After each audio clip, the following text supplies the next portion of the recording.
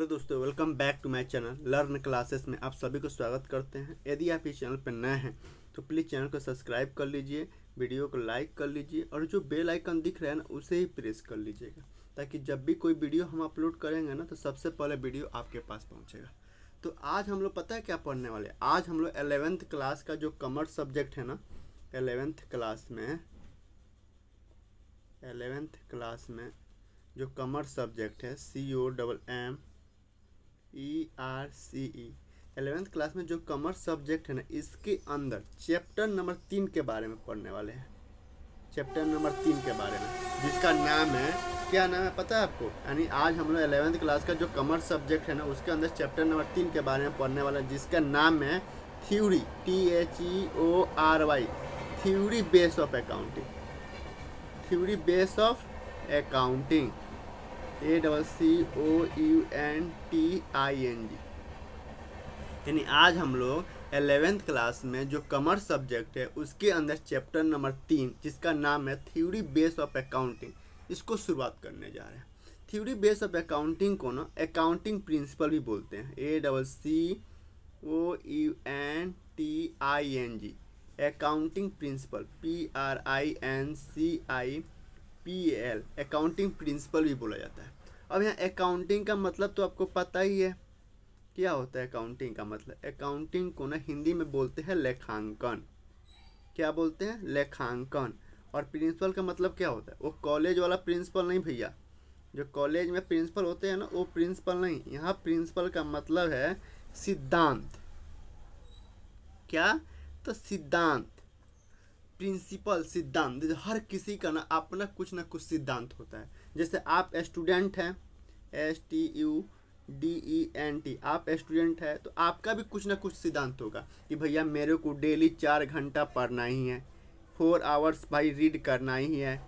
हमको संडे को कोई रोक नहीं सकता है, संडे को कुछ भी आ जाए हमको खेलना ही है पूरा दिन, यानी whole day, WHOLD, whole day, पूरा दिन खेलना है। ये आपका अपना प्रिंसिपल है, आपका सिद्धांत है कि भैया मुझे हर डेली जो है ना 4 घंटा पढ़ना है, संडे का संडे खेलना है। तो हर किसी का अपना एक सिद्धांत होता है। जैसे जो आपके फादर हैं, FATHER, उनका भी अपना एक सिद्धांत होगा कि भाई जो मेरे बच्चे हैं, CHILDRE, मेरे जो बच्चे हैं उनको, उनका फ्यूचर जो है ना हमें बनाना है, उनको पढ़ा लिखा के आगे बढ़ाना है, उनको कामयाब बनाना है। तो उनका अपना एक सिद्धांत है। जो कॉलेज के प्रिंसिपल होते हैं, PRINCIPL, जो प्रिंसिपल होते हैं उनका अपना एक सिद्धांत होगा कि भाई मेरे अपना जो कॉलेज है, मेरा जो कॉलेज है, COLLEG कॉलेज है, वो नंबर 1 पर ले जाना है।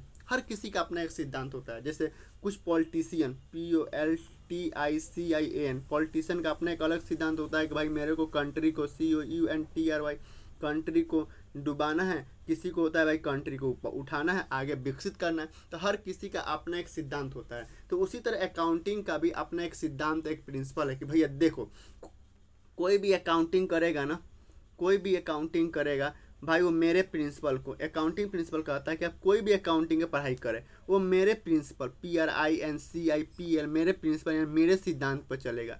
ये नहीं कि हर कोई पढ़ाई करे अकाउंटिंग का और अपना अपना सिद्धांत लगाना शुरू कर दिए, तो भाई हो जाएगा भाई, अब अकाउंटिंग का जो है ना धजिया उड़ जाएगा भैया। हर कोई अपना अपना सिद्धांत लगाना शुरू कर दे तो धजिया उड़ नहीं जाएगा। जैसे आप मान लीजिए घर है, एक घर में 5 लोग रहता है, मम्मी पापा भाई बहन रहता है। अब पापा अपना सिद्धांत फॉलो करे कि भाई मेरे सिद्धांत पर घर चलेगा, मम्मी अपना सिद्धांत लगाए अलग, पापा अपना सिद्धांत फॉलो करेगा, भाई मेरे हर कोई मेरे सिद्धांत पर चलेगा। मम्मी कहे कि भाई मेरे सिद्धांत पर हर कोई चलेगा, भाई कहे कि अपना मेरा सिद्धांत चलेगा, बहन कहे कि मेरा सिद्धांत चलेगा। तो हो गया, घर तो टूट जाएगा, ये घर फूट जाएगा। तो हर किसी का अपना सिद्धांत नहीं चल सकता है ना, हर किसी का अपना अपना सिद्धांत होता है। लेकिन एक घर में हर किसी का अपना, मतलब सबका सिद्धांत नहीं चलेगा, है कि नहीं? हाँ, थोड़ा थोड़ा सिद्धांत सबका चल सकता है। उसी तरह अकाउंटिंग प्रिंसिपल कहता है कि भैया देखो, आप अगर आपको अकाउंटिंग की पढ़ाई करना है, अगर आपको अकाउंटेंट बनना है, ACCOUNTANT, अकाउंटेंट यानी मुंशी बनना है, मुंशी बनना है, यानी बुक्स ऑफ अकाउंट मेंटेन करना है। बुक्स ऑफ अकाउंट, किसी बिजनेस का बुक्स ऑफ अकाउंट मेंटेन करना है, तो तो मेरे प्रिंसिपल पे, मेरे बनाए हुए अकाउंटिंग प्रिंसिपल को आपको फॉलो करना होगा। तो आज हम वही प्रिंसिपल को पढ़ने जा रहे हैं, एक एक करके प्रिंसिपल को पढ़ते रहेंगे, ठीक है। तो जो पहला अकाउंटिंग प्रिंसिपल है उसका नाम है going concern, GOING, going concern, CONCERN। Going concern कहता है कि ये चलता रहेगा। अब क्या चलता रहेगा भैया? गोइंग कंसर्न का हिंदी में मतलब होता है चलता रहेगा। गोइंग कंसर्न कहता है कि देखो, कोई भी आदमी, कोई भी व्यक्ति जब किसी भी बिजनेस का, मान लीजिए व्यक्ति है, कोई भी पर्सन है, PERSON, और ये बिजनेस है, BUSINESS, तो कोई भी बिजनेस, कोई भी ACCOUNT अकाउंटिंग, कोई भी पर्सन किसी बिजनेस के यदि वो अकाउंटिंग करेगा ना, तो हमेशा यह एज्यूम करेगा कि वो बिजनेस चलता रहेगा, मतलब चलता रहेगा। अब कितना साल तक चलेगा? जितना साल आप अकाउंटिंग कर रहे हो उतना साल तो कम से कम चलेगा। मतलब हमेशा ये सोचना है कि कोई भी व्यक्ति किसी बिजनेस का अकाउंटिंग करेगा, अकाउंटिंग मतलब कोई आइडेंटिफाई कर रहा है, मनी के टर्म में मेजरमेंट कर रहा है, जर्नल बुक के अंदर रिकॉर्डिंग कर रहा है, लेजर में क्लासिफिकेशन कर रहा है, ट्रायल बैलेंस के अंदर समराइजिंग कर रहा है, फिर एनालिसिस कर रहा है, लास्ट में कम्युनिकेट टू यूजर कर रहा है, यानी वो बुक्स ऑफ अकाउंट मेंटेन कर रहा है, प्रॉपर अकाउंटिंग कर रहा है, प्रॉपर अकाउंटिंग का काम कर रहा है। तो हमेशा ये एज्यूम करेगा कि वो बिजनेस कई सालों तक चलता रहेगा, मतलब बिजनेस चलता रहेगा। ये नहीं कि 5 महीना 2 महीना के बाद वो बिजनेस बंद हो जाएगा, कभी बंद नहीं हो। जैसे मैं आप ही को पढ़ा रहा हूँ, आपको पढ़ा रहा हूँ, टीच कर रहा हूँ, मान लीजिए आप मेरे से टीच करके पढ़ के अच्छा अकाउंटेंट बन गए। अब किसी कंपनी में जाओ, आप जॉब करने जाओ, तो जब आप जॉब करने जाओगे ना अकाउंटेंट के पद पे, तो जब भी जॉब करने जाओगे ना, जहाँ भी जाओगे, तो हमेशा यह एज्यूम करना कि बिजनेस चलता रहेगा, ठीक है। जैसे एग्जांपल में बता रहा हूँ, जैसे मान लीजिए ये आपके पिताजी हो गए,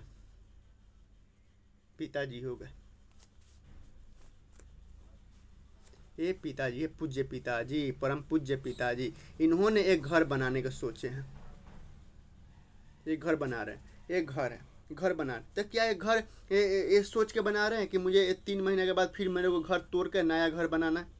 ये क्या सोच के बनाते हैं? कोई भी आदमी अगर घर बनाता है तो क्या सोच के बनाता है कि मुझे घर जो है ना अभी फ़िलहाल टेम्परेरी बनाना है, TEMP, टेम्पोररी बना रहे हैं, फिर हम इसे घर तोड़कर नया घर बनाएंगे, ऐसे कोई नहीं सोचता है ना। सबसे पहले क्या करता है, उसका डिजाइन बनवाता है, DESIGN, डिजाइन बनवाता है, उसका मैप बनवाता है कि कहाँ हम बेडरूम बनाएंगे, कहाँ हम बाथरूम बनवाएंगे, BATHR, कहाँ हम बाथरूम बनवाएंगे, कहाँ किचन बनवाएंगे, तब जाके वो घर में पैसा लगाता है और घर बनाता है। और इसलिए बनाता है ताकि वो मतलब कई सालों तक रह सके, है कि नहीं। तो जैसे कोई पिताजी, मान लीजिए आपके पिताजी घर बना रहे हैं, तो घर बनाते हैं तो ये सोच के बनाते हैं ना कि घर कई सालों तक चलेगा, घर में हम हमेशा कम से कम 20 साल 25 साल रहेंगे, 50 साल रहेंगे, 100 साल रहेंगे। घर मतलब हमेशा फ्यूचर के सोच के बनाया जाता है, कि ये सोच के बनाया जाता है घर नया आज बनवा रहे हैं, टेम्प्रेरी बेस पर तोड़ के नया बनवाएंगे, ये कभी नहीं सोचते हैं ना। हाँ, यदि कोई व्यक्ति आपके भैया हैं, आप हैं, यदि कोई व्यक्ति किसी कंपनी में, COMPANY, किसी कंपनी में प्राइवेट, PRIVAT, प्राइवेट जॉब कर रहे हैं, मान लीजिए भैया हैं, कोई पर्सन है, यदि किसी कंपनी में प्राइवेट जॉब कर रहा है, तो ये सोचता होगा कि भाई मुझे 4 महीना या 6 महीना या 1 साल जॉब करना है, उसके बाद जॉब करके कुछ पैसा इकट्ठा हो जाएगा तो अपना काम करेंगे। लेकिन जब एक बिजनेसमैन जब वो बिजनेस ओपन करता है, जब एक बिजनेसमैन मान लीजिए बिजनेसमैन है और इन्होंने एक बिजनेस ओपन किया, BUSINESS, बिजनेस ओपन किए, तो जब भी कोई व्यक्ति बिजनेस ओपन करता है तो ये कभी नहीं सोचता है कि मुझे, जब भी कोई व्यक्ति बिजनेस ओपन करता है तो कभी ये नहीं सोचता है कि भाई मुझे ये 4 महीना या 5 महीना चलाना है। ये हमेशा एज्यूम करता है कि भाई हमेशा बिजनेस अगर अच्छा प्रॉफिट देते क्यों बंद करेगा। अगर आप ही कोई बिजनेस ओपन करोगे तो क्या सोच के बिजनेस ओपन करोगे कि भाई 2 महीने चलाएंगे, 1 महीने चलाएंगे, बिजनेस बंद कर देंगे? नहीं ना। जैसे मुकेश अंबानी, मान लीजिए मुकेश अंबानी है, इन्होंने रिलायंस कंपनी ओपन की है, तो क्या सोच के ओपन किया है कि बिजनेस मेरे को 2 महीना या 3 महीने बाद बंद कर देंगे? नहीं ना। तो एक क्या, मान लीजिए अब इनको अकाउंटेंट की एक ज़रूरत है, भाई इनको अब रिलायंस कंपनी के मुकेश अंबानी को अकाउंटिंग करने नहीं आता है, और आपको एक व्यक्ति को हायर कर रहा है कि भाई मुझे एक पर्सन चाहिए जो अकाउंटिंग में अच्छा हो, और आपको बुला रहे हैं कि आप जो है ना आप मैंने मुझसे पढ़ाई करके आप अच्छा अकाउंटेंट बन गए, आपको बुला रहे हैं कि आइए मेरे कंपनी में आप जॉब करिए। तो जब भी आप अकाउंटिंग का काम करने जाइए ना, ACCOUNT किसी भी कंपनी में, तो हमेशा ये एज्यूम करके चलिए कि बिजनेस कई सालों तक चलेगा। जितना आप नहीं सोच रहे हैं उतना सालों तक चलेगा। अब सवाल उठता है, सर क्यों सोचना है कि हमें किसी भी बिजनेस का अकाउंटिंग जो क्यों सोचना है कई सालों तक चलेगा? इसलिए ताकि आप फाइनल अकाउंट बना सके। फाइनल अकाउंट बना सको।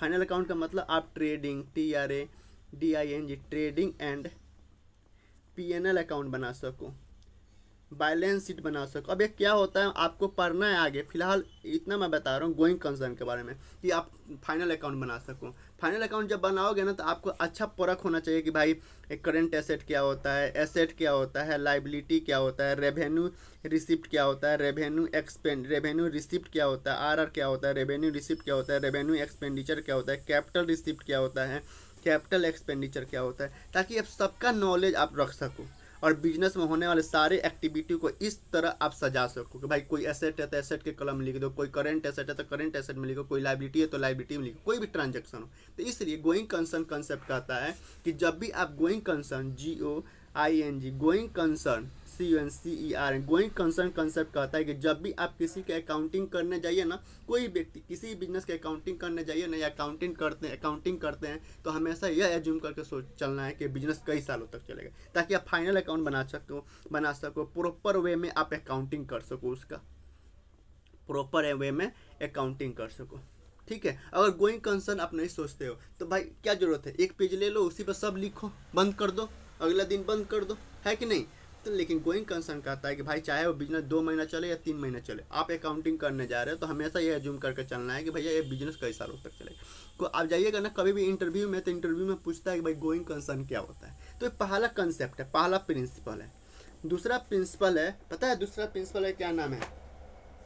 दूसरा प्रिंसिपल बहुत इंपॉर्टेंट है। दूसरा प्रिंसिपल भाई सब प्रिंसिपल इंपॉर्टेंट है, लेकिन पहला प्रिंसिपल जो है गोइंग कंसर्न है। दूसरा प्रिंसिपल का नाम है consistency, consistency principle, PRINCIPL consistency principle. यानी पहला गोइंग कंसर्न क्या बताता है कि जब भी कोई भी व्यक्ति किसी भी कंपनी या बिजनेस के अकाउंटिंग करेगा ना तो हमेशा यह एज्यूम करके चलेगा कि वो बिजनेस कई सालों तक चलेगा, इसलिए ताकि वो फाइनल अकाउंट बना सके। और जब फाइनल अकाउंट बनाएगा ना, trading and profit loss account, balance sheet, तो उसमें बिजनेस के अंदर सारे एक्टिविटी को वो पहचान के अलग अलग कलम में लिख सके कि भाई एसेट क्या होता है, करेंट लायबिलिटी क्या होता है, रेवेन्यू रिसिप्ट क्या होता है, रेवेन्यू एक्सपेंडिचर क्या होता है, कैपिटल रिसिप्ट क्या होता है, कैपिटल एक्सपेंडिचर क्या होता है। वह सभी का बाइफर्केशन कर सके, प्रॉपर वे में अकाउंटिंग कर सके, ताकि ट्रू पिक्चर आवे, यानी ट्रू प्रॉफिट पता चले, ट्रू लॉस का पता चले। ये पहला अकाउंटिंग प्रिंसिपल है। दूसरा जो अकाउंटिंग प्रिंसिपल, उस प्रिंसिपल का नाम है कंसिस्टेंसी प्रिंसिपल। अब कंसिस्टेंसी प्रिंसिपल कहता है कि जब भी मान लीजिए व्यक्ति है, ठीक है, ये व्यक्ति है, इसका नाम है सोहन। क्या नाम है? सोहन। और ये मुकेश अंबानी, जो रिलायंस कंपनी है ना, मुकेश अंबानी का, RELANC रिलायंस कंपनी है ना, मुकेश भैया का, मुकेश अंबानी का, उनके यहाँ यह अकाउंटिंग का काम करता है। उनके बिजनेस में क्या करता है? अकाउंटिंग का काम करता है। ACCOUNTING अकाउंटिंग का काम करता है। तो सबसे पहले तो गोइंग कंसर्न इसको पता होना चाहिए कि भाई हमेशा जब भी किसी के अकाउंटिंग करने जाना है तो हमेशा एज्यूम करके जाना है कि बिजनेस कई सालों तक चलेगा। अब कई सालों का मतलब कितना साल तक, जितना आप सोच सकते हो उतना साल तक। दूसरा है कंसिस्टेंसी कहता है कि देखो भैया, कोई भी व्यक्ति अगर किसी बिजनेस का अकाउंटिंग कर रहा है ना, तो अकाउंटिंग के अंदर किसी भी ट्रांजैक्शन का यदि कोई भी मेथड, मान लीजिए किसी भी ट्रांजैक्शन का, मान लीजिए कोई ट्रांजैक्शन है, TRANSACTI कोई भी ट्रांजैक्शन है, इस ट्रांजैक्शन का 4 मेथड है। 4 मेथड से हम ट्रांजैक्शन कर सकते हैं, पहला मेथड, दूसरा मेथड, तीसरा मेथड और चौथा मेथड।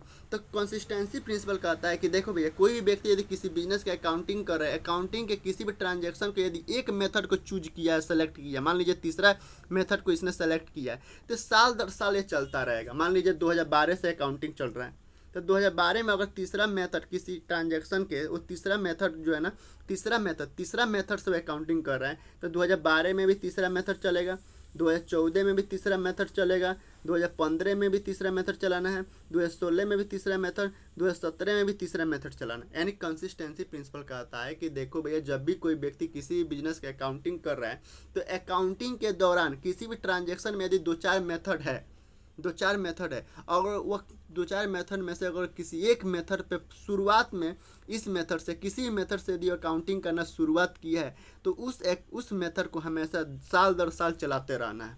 कब तक चलाना है? जब तक कि लॉ ना बोले कि भैया चेंज करो, लॉ रिक्वायर ना करे कि भैया अब चेंज करना पड़ेगा तुमको, या अकाउंटिंग स्टैंडर्ड बोर्ड ना बोले तब तक आपको वह मेथड को फॉलो करता रहना है। या आपको लगे कि भाई और बेटर हम प्रेजेंटेशन कर सकते हैं, और better presentation PRESENTATION better presentation कर सकते हैं दूसरे मेथड से, कि आपको लगे ना भाई अब तीसरा मेथड जो है ना अब अच्छा नहीं लग रहा, चौथा मेथड से हम अब कोई भी ट्रांजैक्शन को रिकॉर्ड करेंगे, तो आप चौथा ट्रांजैक्शन रिकॉर्ड कर रहे हो, अगर आपको लगे कि भाई बेटर हो सकता है, तब अगर लॉ बोले ना तीसरा मेथड से नहीं, अब चौथा मेथड से, यहाँ पे मान लीजिए 2012 में शुरुआत किए तीसरा मेथड, और तीसरा मेथड से आप किसी भी ट्रांजैक्शन को रिकॉर्ड कर रहे हैं, लेकिन 2019 में लॉ बोल दे कि ना भैया 2019 में जो मेथड है ना वो चौथा मेथड को फॉलो किया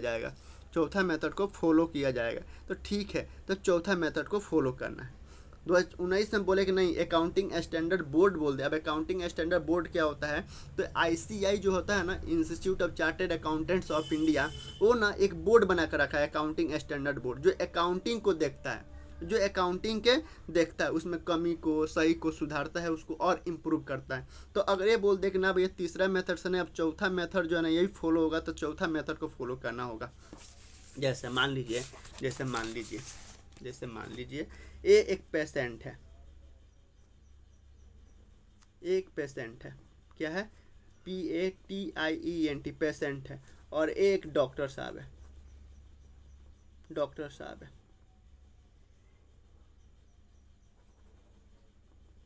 ये डॉक्टर साहब है। तो अगर मान लीजिए और पेशेंट गया डॉक्टर साहब के पास, और डॉक्टर को दिखाया, डॉक्टर ने इन्होंने अच्छा खासा दवाई दे दी है, ये मेडिसिन है, ये क्या है? मेडिसिन है।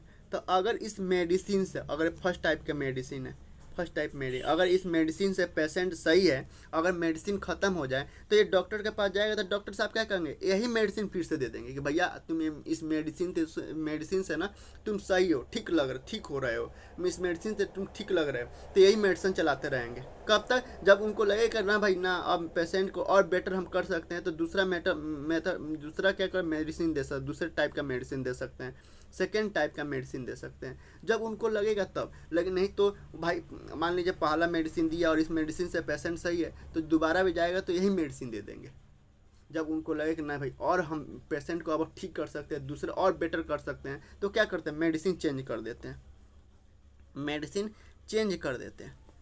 देते हैं ना। ठीक उसी प्रकार कंसिस्टेंसी प्रिंसिपल कहता है कि यदि कोई व्यक्ति किसी बिजनेस के अकाउंटिंग कर रहा है, और अकाउंटिंग के किसी भी ट्रांजैक्शन को अगर 3-4 मेथड है, और तीसरे मेथड को कोई एक मेथड को यदि वो एक्सेप्ट कर लिया, शुरू में सेलेक्ट कर लिया, तो उस मेथड को हमेशा चलाते रहना है।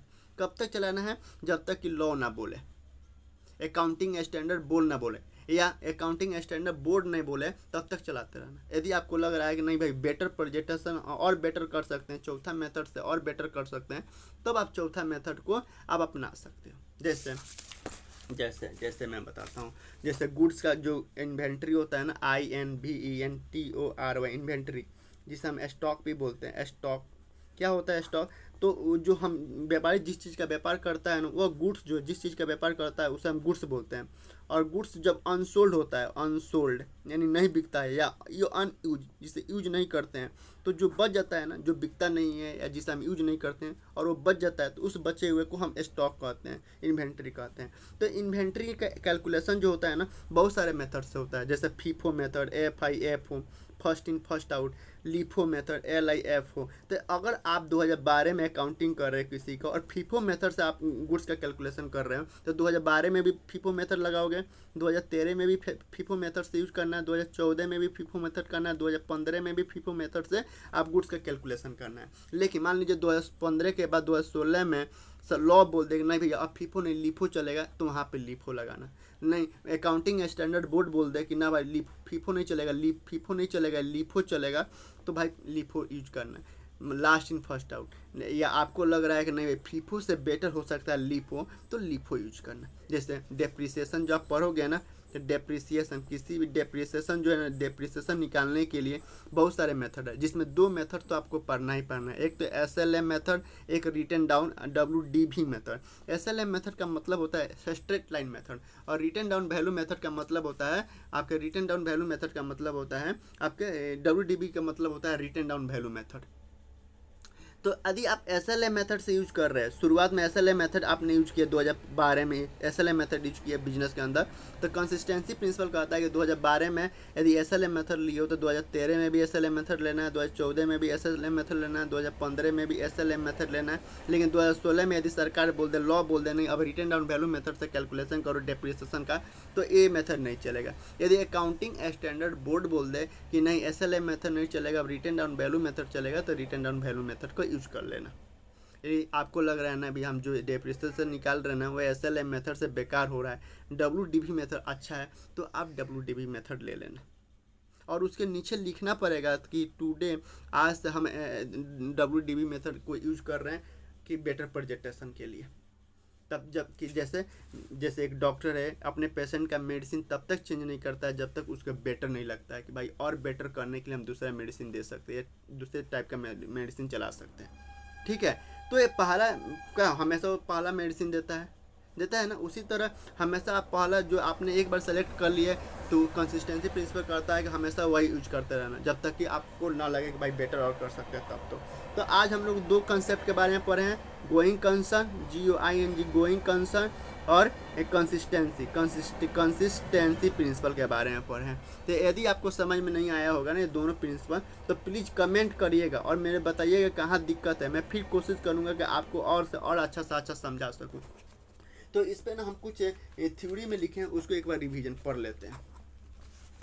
देखिए, गोइंग कंसर्न को हिंदी में कहते हैं चालू व्यवसाय या चलती फिरती इकाई या चलता रहेगा। इसका मतलब है कि एक व्यवसाय को यह मानकर चला जाता है कि वह निकट भविष्य में अपना परिचालन जारी रखेगा और उसे बंद करने या अपनी संपत्ति बेचने की आवश्यकता नहीं होगी। यानी ये लेखांकन का एक महत्वपूर्ण सिद्धांत है जो यह मानता है कि कोई भी व्यवसाय अनिश्चित काल तक चलता रहेगा। This means that a business is assumed to continue operating for the foreseeable future and will not need to close down या sell its asset।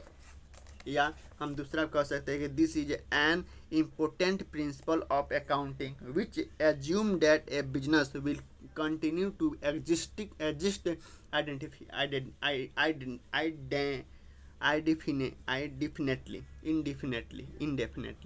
indefinitely। Consistency principle, दूसरा प्रिंसिपल कंसिस्टेंसी प्रिंसिपल यानी संगति का सिद्धांत। यह सिद्धांत बताता है कि एक व्यवसाय को अपने वित्तीय विवरणों को तैयार करने के लिए एक ही लेखांकन पद्धति का उपयोग करना चाहिए और इसे हर लेखांकन अवधि में बनाए रखना चाहिए। इसका मतलब है कि यदि कोई व्यवसाय एक निश्चित लेखांकन पद्धति का उपयोग कर रहा है तो उसे उस पद्धति को तब तक नहीं बदलना चाहिए जब तक कि वैध कारण ना हो। जैसे मतलब इंग्लिश में कहे तो this principle states that a business should use to same accounting method to prepare its financial statement and maintain it every accounting period. It means that if a business is using a certain accounting method, it should not change that method unless there is a valid reason। ठीक है, तो आज 2 method पढ़े हैं, तो आप 2 method पढ़े हैं, लेकिन अगर लॉ बोले इफ लॉ रिक्वायर्ड लॉ बोले तो आप कंसिस्टेंसी प्रिंसिपल को चेंज कर सकते हो। यदि अकाउंटिंग स्टैंडर्ड रिक्वायर बोले अकाउंटिंग स्टैंडर्ड बोले तब भी या बेटर लगे तब भी आप चेंज कर सकते हो।